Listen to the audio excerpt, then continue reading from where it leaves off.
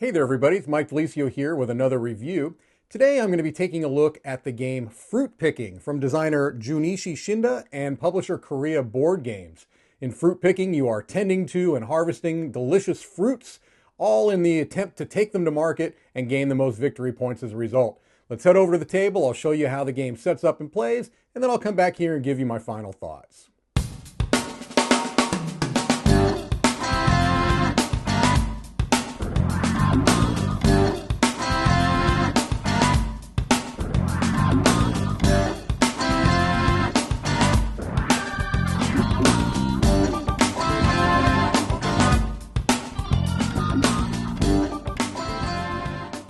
All right, here we've got most of a two-player game set up and ready to go for fruit picking. We've got the blue player and we've got the purple player.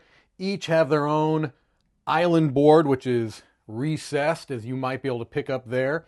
And we've got 6 farm cards in our color, and we've got our 18 seeds here in the storage area. Here we've got our market board, and we have randomly dealt out 4 cards in the market row, and I'll talk about that in just a minute. The final thing we would do to set the game up is we'd have a start player. Let's say blue is going to be the start player. They shuffle their farm cards and they just start going clockwise, starting to the right of the, what is the name of this? The harvest house. Yes. So let's say here, okay, we've got our pineapple, we've got our pear, we've got our water drops or raindrops, we've got our bananas, we've got our plums, and we've got our strawberries. So once that happens, what will happen is the purple player will go through their farm cards and orient it in exactly the same way. Now, there is a variant in the rule book where if you like, you could have a randomized situation where both boards are different, but the standard setup is to just have the first player get theirs set up and then do it exactly the same way. All right,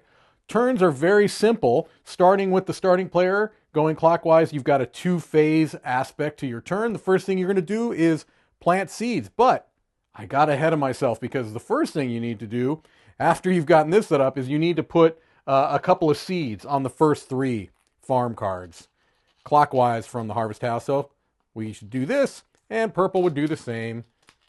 2, and then 2, and then 2. All right, so now that we've done that, I would take my turn. First thing I'm going to do is plant seeds. So I'm going to choose an area on the board that has seeds on it other than the harvest house, and I'm going to move them mancala style, okay? And that's going to give me an active farm. So let's say, for example, that I started in the pear. I would pick up my seeds, place one in the next spot clockwise, and another in the last spot, and that would be my bananas. And then once I've done that, that would be my active farm. So now bananas are my active farm. And once we've done that, I can either water the plants or collect a market card.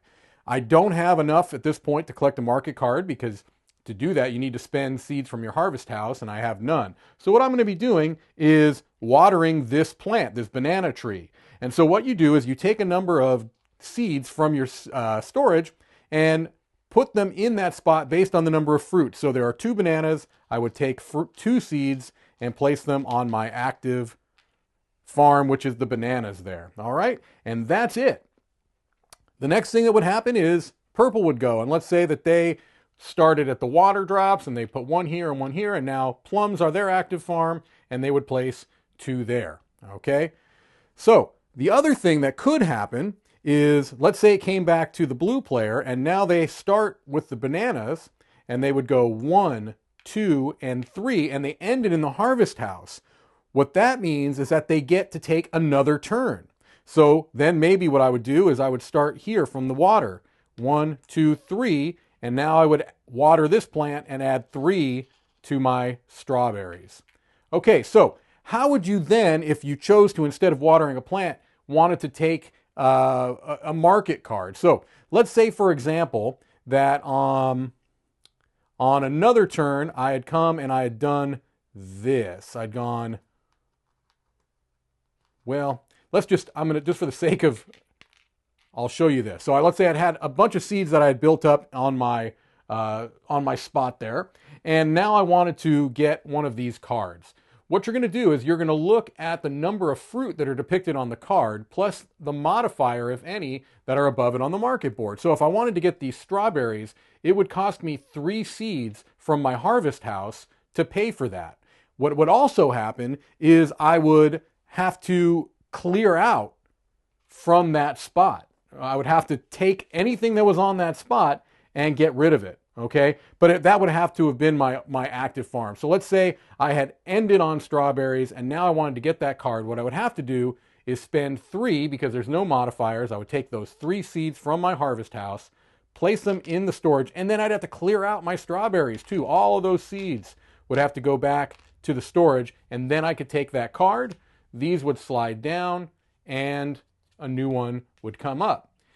For this pineapple, for example, there's 1 seed for the 1 pineapple showing, but there's a modifier of 1 there. So it would take 2 seeds, and I would have had to have had the pineapple be my active farm and spend those seeds from my harvest house. So if it was the purple's turn and they had maybe, let's say this was how their turn was set up at the beginning of their turn, they would do this. 1, 2, 3. Pineapple is their active farm. They want to get that pineapple. It's 2 seeds, so they take 2 seeds from the harvest house, clear out all the seeds from their pineapple, take that card, and it goes to them. These slide down. So what are you trying to do with these fruits that you are collecting? You're trying to make sets, and all of the sets are depicted there on the board. And so we've got some different things that are showing. This is called a family. It's basically a full house, 2 of one type and 3 of another type, a pair and a 3 of a kind. Then you've got the monopolist, which is 4 of a kind. You've got what they call the lovers up here, which is 3 distinct pairs. And then here you've got the merchants, all 5 different type of fruits. The first time somebody reaches that triggers the end of the game. Okay? In the case of 2 or more players completing a set, you would go to the largest number of fruit on your market cards that are depicted, and then the most number of seeds on their farm cards would win if you had to. And then if there was still a tie, you would share the victory. So that gives you a brief overview of the game. Let's head back over and I'll give you my final thoughts. Okay, hopefully that gives you a pretty good idea on how fruit picking plays. It's a very simple game. It's a small box game, and there's not a tremendous amount of rules involved. It uses some familiar mechanics if you've played a lot of modern board games, and actually some pretty old mechanics. It's really that mancala mechanic is the central engine that drives the game, and then you've also got some set collection, and those 2 mechanics are found in a lot of games. And so there's definitely a feeling of familiarity to the game if you've played modern games. And honestly, even if you haven't played a lot of games, I think this is a game that's going to feel somewhat familiar in that everything that you're doing is remarkably simple. And it's the type of game that I feel can be played by a wide swath of people. You can play with adults. You could play with children. The box says 8+ for the age, and that seems about right for me. I think that 8-year-olds could potentially play this game. I don't know if they would pick up on all of the nuances, maybe that adults would, but I think that they could at least get the general mechanics of the game, and you could play this with, grandparents. So I think it has a wide appeal in that sense. So first thing I want to do is talk about some of the pros and cons, for lack of a better term, of fruit picking, and then give you my final thoughts on the game. First of all, some things that I like. It has a really lovely art and aesthetic. The style of the art, the whimsy of the art, I think fits the theme of this very well. It's very light and breezy and colorful and vibrant, and it depicts bountiful harvesting of goods. And I think that does really well in really what is an essentially abstract game. There really could have been almost any theme on this, because it's just that mancala mechanism that is at the heart of the game. But, the idea of moving your seeds around and watering your plants and having those plants come to harvest to then go ahead and take them to the market, it works. I mean, it's a perfectly lovely theme. And I think the art and aesthetic really add to the appeal. It's very easy to teach, very easy to learn, very easy to play. As I was stating a moment ago, I think that it is a game that's going to have wide appeal. I don't think you would have a hard time talking people into playing the game, because when you put it out on the table, it looks lovely. You can say, look, I can teach you this game in 2 minutes. And that, if for a lot of people, is going to be a big plus. So I think that helps. The theme I mentioned a moment ago, I think works really well. And in addition to that, there are just really nice components. The dual layered farm boards are terrific. Did they need to be there? They didn't need to, but I'm really glad they were there or are there, because there could have been a problematic issue where your seeds got bumped into the next spot and you're like, oh, did I have two on the strawberries, or was that supposed to be on the pineapple? By having those recessed boards, you don't really have that issue. It handles it very well. And there's a nice insert in the box. The rules are clear. I really think that the components are top notch in this game. And again, for such a simple, short game, that's going to maybe be the deciding factor on whether you choose fruit picking over something else that's short, light, airy, and breezy. It just has some nice components. Now, some potential negatives. Because it is such a simple game and there's really not a whole lot there beyond the surface level, I don't know that there's a whole lot of variety in the strategies that you will pursue.